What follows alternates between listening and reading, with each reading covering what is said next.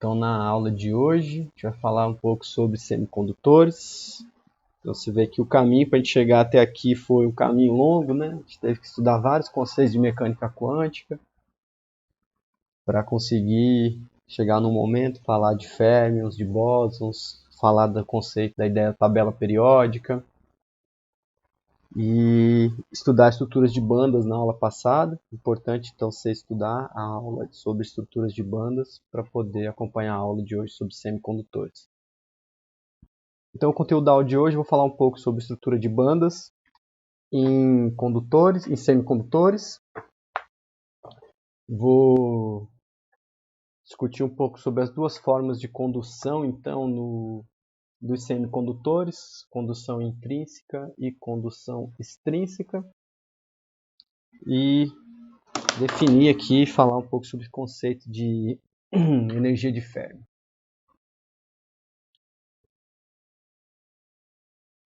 Bom, então, vou escolher aqui a canetinha. Tá, então o semicondutor, a gente já falou um pouco na aula passada, né? Ele é um sólido covalente que pode ser considerado um isolante, porque sua banda de valência vai estar cheia, né? E a banda de condução está totalmente vazia. Isso acontece quando a temperatura for zero. Então todo semicondutor, a temperatura zero, ele vai se comportar então como um isolante. Então ele vai ter essas duas bandas, né? A gente viu na aula passada, então, esse conceito de estrutura de bandas. Então ele vai ter a banda de valência, que é onde vão estar os elétrons do último nível de energia, e a banda de condução vai estar totalmente vazia. E existe uma banda de energia, então, proibida, né? Entre a banda de valência, né? Então, vou fazer só um desenho aqui, só para a gente ter uma noção. Então, ele vai ter lá, né, energia, uma réguazinha de energia aqui. Aqui vão estar, então, os elétrons na banda de valência. Banda de valência. Vai ter aqui em cima, então, a banda de condução. A banda de condução, então, vai ter buraquinhos onde os elétrons podem vir e ocupar essa banda. E vai ter aqui uma diferença de energia entre essas duas bandas, que é chamada, então, de uma banda proibida. Não há níveis de energia dentro dessa banda. Certo? Então, tem uma banda proibida. O que é importante sobre os semicondutores, que é a diferença dos materiais isolantes, é que a banda essa distância entre a banda de valência e a banda de condução, né, essa banda proibida, ela tem uma energia inferior a 2 elétron-volt. Então, o tamanho dessa energia aqui, ela é menor do que 2 elétron-volt. Para o silício, esse intervalo é de 1,14 elétron-volt e para o germânio ele é de 0,67. Tá? Então, o silício e o germânio, se você criar então sólidos de silício e de germânio, eles vão se comportar como semicondutores com esses valores de gap de energia para a banda proibida. A população relativa, né, entre o estado da banda de valência na banda de condução vai ser muito baixo, né? Isso quer dizer que tem muito estado disponível na banda de condução. Então, para os semicondutores, a banda de condução aqui ela é muito grande, tem muito espaço. Quer dizer, então, que a relação entre o tanto de elétron que tem na banda de valência com o tanto de buraco na banda de condução é uma relação baixa. Tem muito espaço, muito estado disponível dentro da banda de condução. Por isso que ele tem, então, essa facilidade de se transformar né, de deixar de se comportar como isolante e passar a se comportar como um condutor. Né? Porque qualquer estação térmica, então, vai transferir um número significativo de elétrons da banda de valência para a banda de condução, uma vez que cabe muito elétron nessa banda de condução. A condutividade de um semicondutor, então, é importante, ela cresce rapidamente com a temperatura. Tá? Rapidamente com a temperatura. Por exemplo, para o silício, o número de elétrons citados aqui é um sólido de silício, tá? Um cristal de silício, por exemplo. O número de elétrons citados ele aumenta por um fator aqui é fator. Um fator de 1 bilhão quando a temperatura dobra de 300 Kelvin para 600 Kelvin. Tá? Então ele tem essa dependência na temperatura ambiente. Quanto maior a temperatura, maior então a quantidade de elétrons que sai naturalmente da banda de valência para a banda de condução. Uma vez que essa distância é muito pequena, então é fácil para os elétrons conseguir romper essa barreira. Quando um elétron, então, ele deixa, vamos supor que o elétron saiu da... Meu celular está tocando aqui. Quando um elétron deixa a banda de valência e vai para a banda de condução,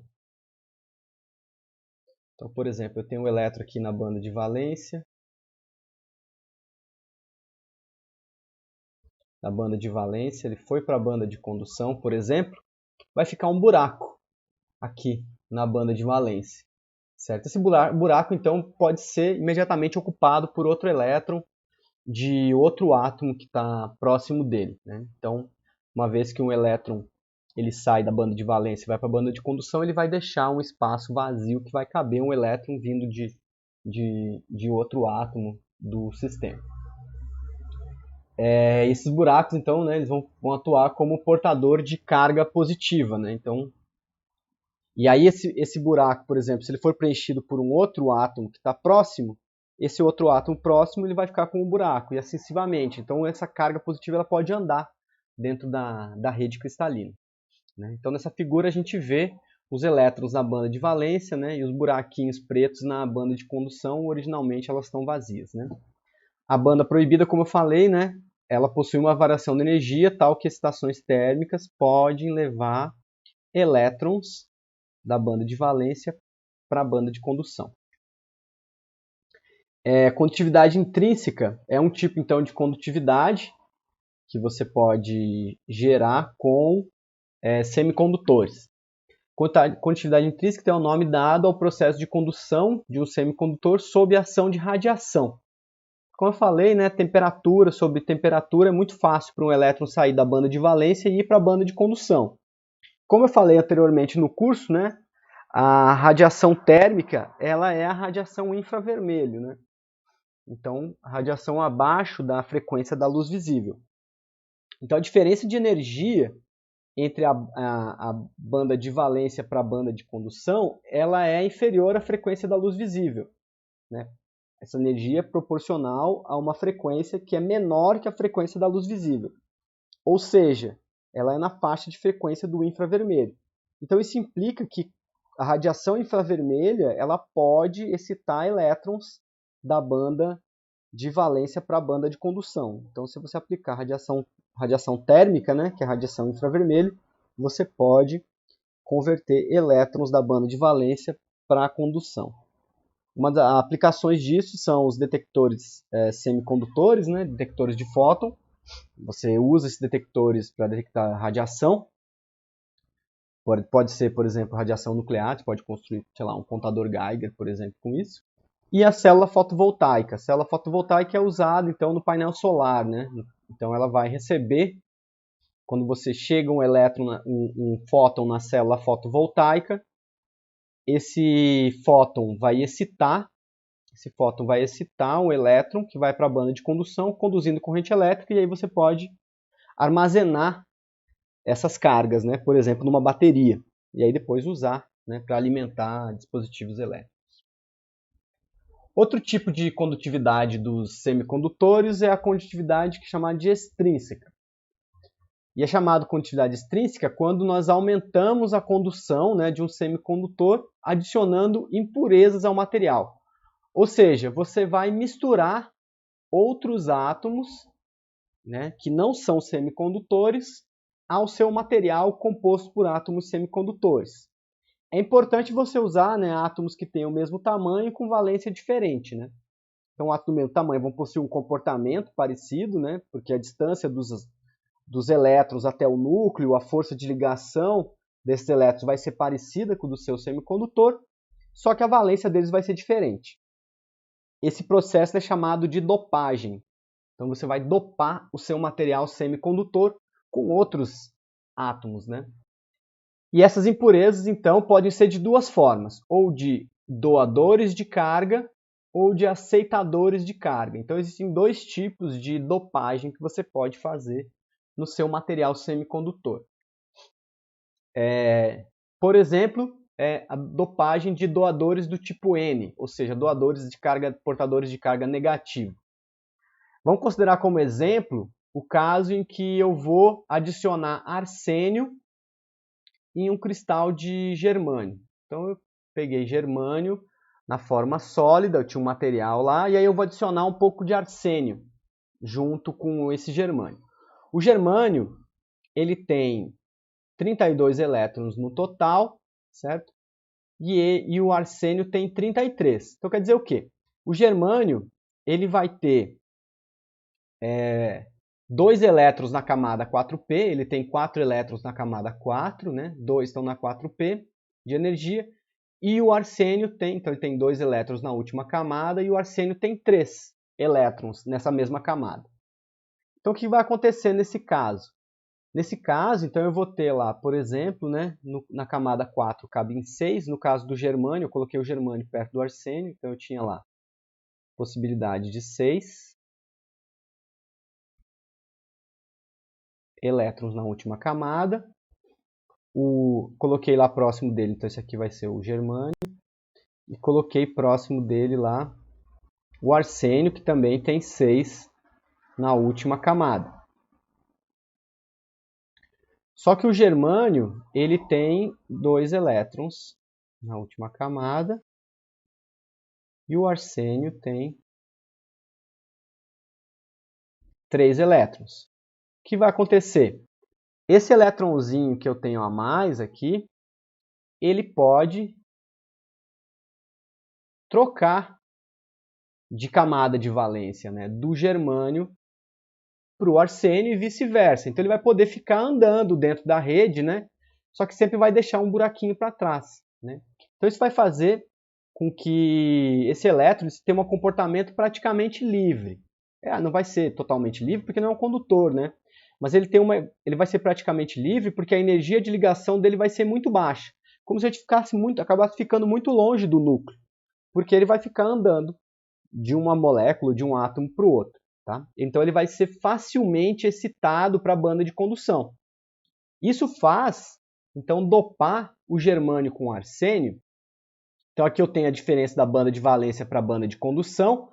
Para o caso do germânio é de 0,67 elétron-volt, né? Isso vai fazer com que então ele troque alguns elétrons. Então a banda de condução ela vai aumentar de tamanho, de certa forma. Então a impureza vai deixar esses niveizinhos aqui, certo? Sobrando, e vai aumentar a banda de condução num fator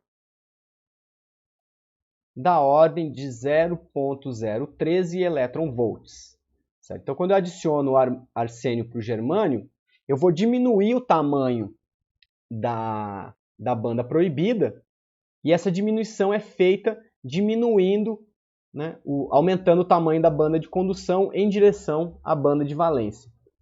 E aí a capacidade que você tem de controlar, né, a capacidade de conduzir, ela pode ser controlada pela quantidade de impureza que você adiciona, né, ao material semicondutor. Então você vai adicionando e aí você vai controlando então essa capacidade, esse deltazinho E aqui. Outro tipo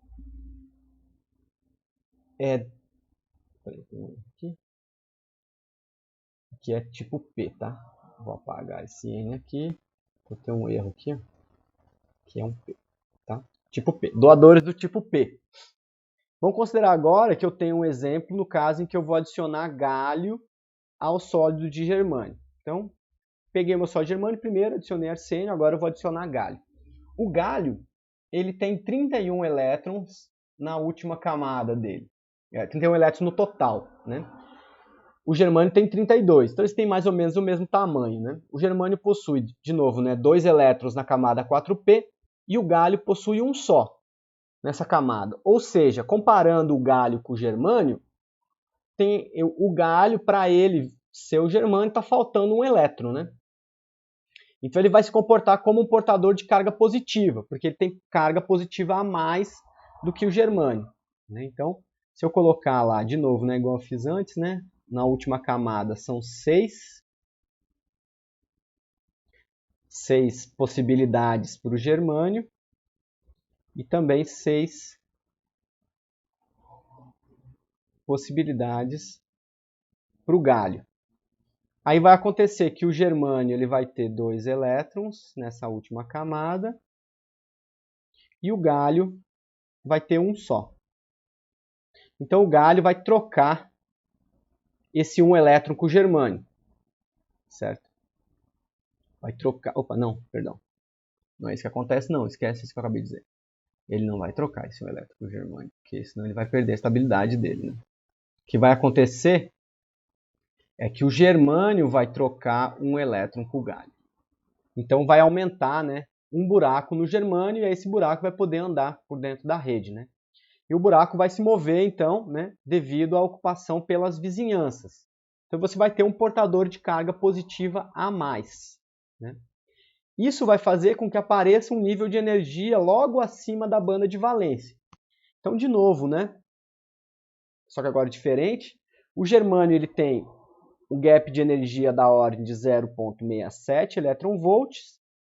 E aí o fato de você adicionar galho vai fazer com que a camada de valência aumente um pouquinho a energia dela, né? Então você vai diminuir o tamanho do gap da banda de energia proibida. O quanto você diminui é da ordem de 0,011 elétron-volts.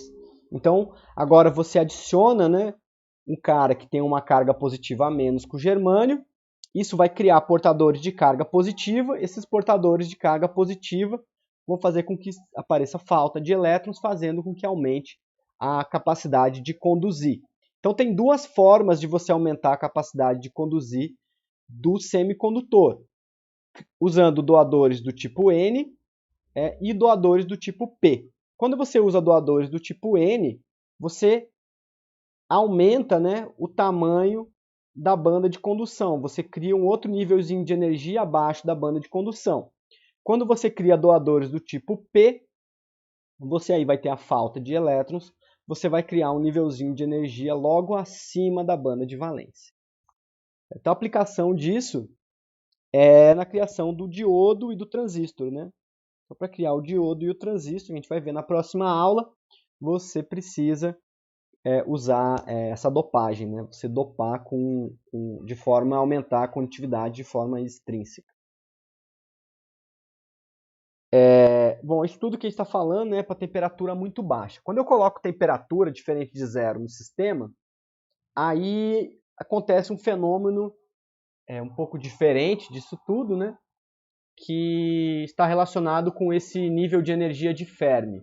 A gente falou, né, quando falou do princípio da exclusão, né, de Pauli, discutiu algumas coisas sobre esses níveis de Fermi, mas agora a gente precisa usar ele no contexto, certo? O que acontece é que para temperatura igual a zero, né, quando a temperatura do sistema é 0 Kelvin, a energia de Fermi vai ser a energia do nível mais energético ocupado. Então vai estar ocupando os níveis de energia e vai ter uma quantidade de elétrons ocupando o último nível de energia. Nesse caso, então, né, todos os níveis de energia abaixo desse nível, eles vão estar ocupados, né, com probabilidade 1 de você encontrar, né, um elétron do átomo nesses níveis de energia. Certo? O que eu quero dizer com isso é o seguinte, que você tem lá, vamos supor, um átomo com 4 elétrons. Qual que é a probabilidade de você encontrar um elétron abaixo, com energia abaixo da energia do último nível de energia, né? Vai ser 1s2, 2s2.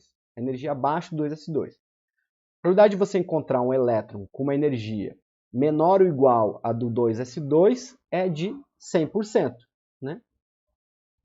E a probabilidade de você encontrar um elétron com a energia acima do 2s2, para esse exemplo que eu acabei de dar, é igual a zero.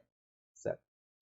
Entretanto, para temperaturas não nulas, então para temperatura finita, diferente de zero, né, é preciso definir algo que é chamado de distribuição de Fermi.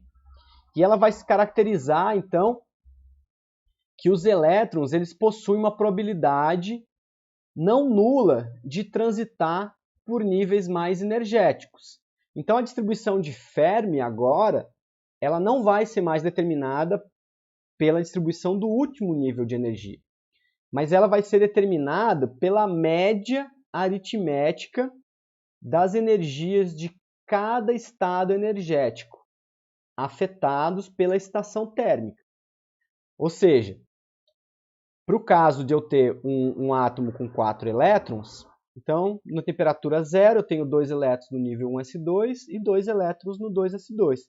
Para a temperatura diferente de zero, existe uma probabilidade não nula de eu encontrar um elétron ou mais no nível 2p, por exemplo, ou no nível 3s, por causa das estações térmicas. Eles vão ganhar energia devido à estação térmica. Então, a estação térmica eu posso olhar para ela como sendo, eu estou enviando fótonzinhos em direção ao meu átomo, e aí o fóton vai receber, né, vai absorver a energia desses fótons. Os elétrons vão absorver a energia desses fótons e vão mudar, né, vão transitar para níveis de energia mais altos. Então, os estados de energia mais altos do que o nível de Fermi, a temperatura zero, eles também vão poder ser ocupados com uma determinada probabilidade, certo? Então, vai ter uma probabilidade de você ocupar cada um dos estados. A média sobre as energias e suas ocupações é o que vai definir o que chamamos de nível de Fermi. Então, isso vai depender dessa distribuição de Fermi, que é a forma como os elétrons se distribuem entre os níveis de energia para a temperatura não nula. E isso certamente influencia na capacidade do semicondutor conduzir corrente elétrica, né? Porque agora você tem uma probabilidade dos elétrons não estarem na banda de condução, mas estarem em outras posições, né? Não estando na banda de valência, perdão, mas estando em outras energias, né? Então a energia de Fermi ela vai determinar qual que é a densidade de estados nas bandas de valência e nas bandas de condução, certo? Então, por exemplo, para um metal, né, que é um condutor, o nível de Fermi vai estar entre a banda de condução e a banda de valência. Então, aqui está em função da densidade de estados, né? Quanto menor a densidade de estados, a banda de condução vai passar, né, pelo nível de Fermi, né? E quanto maior a densidade, a banda de condução aqui vai passar, que é a banda de valência, né? A banda de valência para energias menores, a banda de valência é maior, acima do nível de Fermi. Para densidades maiores, a banda de valência, a banda de condução é maior, passa pelo nível de Fermi. Para semicondutores, existe esse gap, né? Existe um gap do que a gente chamou de banda proibida. O nível de Fermi ele vai estar dentro desse gap, né? Vai estar dentro da banda proibida. Então vai ter uma densidade de elétrons dentro da banda de valência e tem uma densidade de elétrons dentro da banda de condução. A posição do nível de Fermi vai ser determinada pela relação entre as duas densidades, pela distribuição de elétrons na banda de condução e a distribuição de elétrons na banda de valência. Então, para os condutores, o nível de Fermi é o que separa, né, a banda de valência da banda de condução. Para os semicondutores e também para os isolantes, ele é algo intermediário, que está entre a banda de valência e a banda de condução. Então, os elétrons eles querem ficar nesse nívelzinho aqui, dentro da banda proibida. O que acontece, então, é que num semicondutor extrínseco, contendo impurezas do tipo P, por exemplo, né, a energia de Fermi vai se encontrar abaixo do meio da banda. Então, ele vai estar mais para baixo, a valência vai estar maior, né?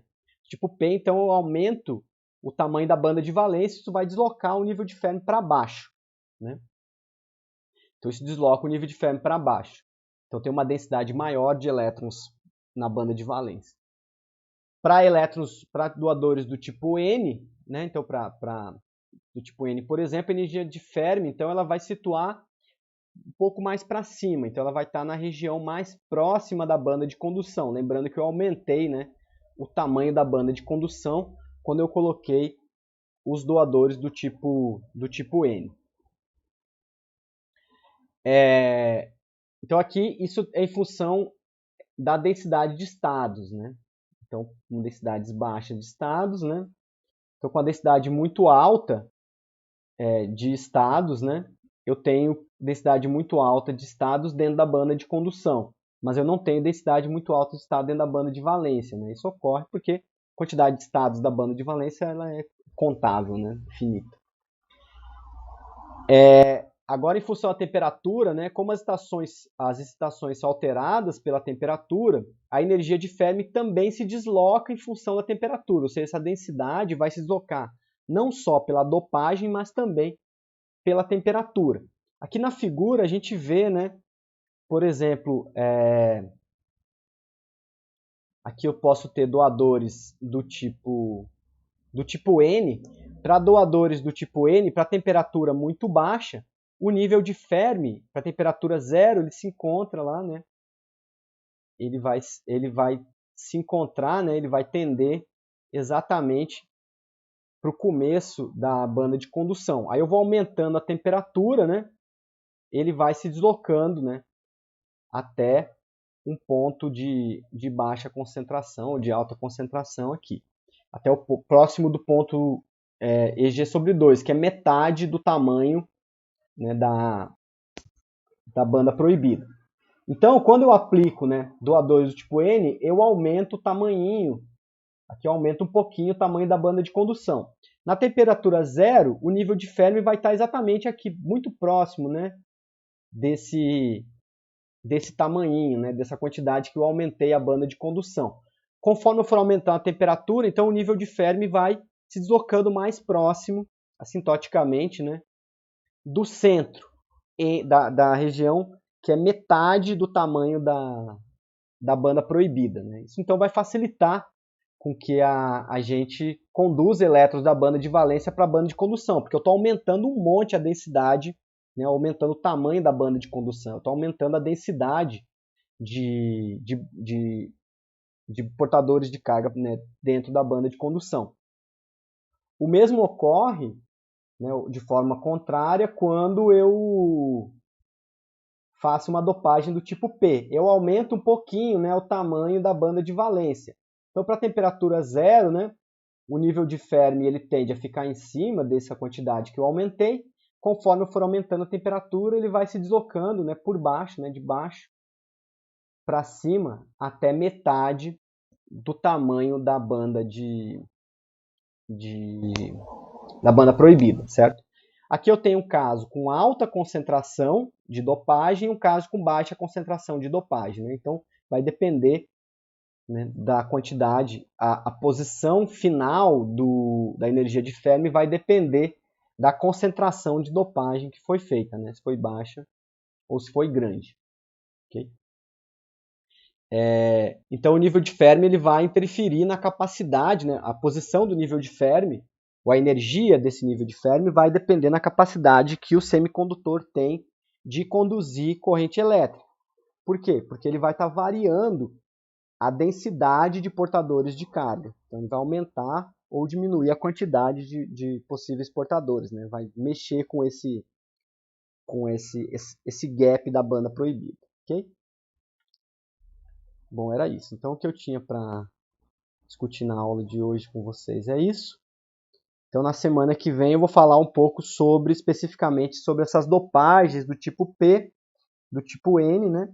As dopagens para construir o transistor e o diodo. Então, vamos focar um pouco aí na engenharia, nos métodos físicos, né? Para você e do que acontece quando você mistura dopagem tipo P com tipo N dentro do mesmo material.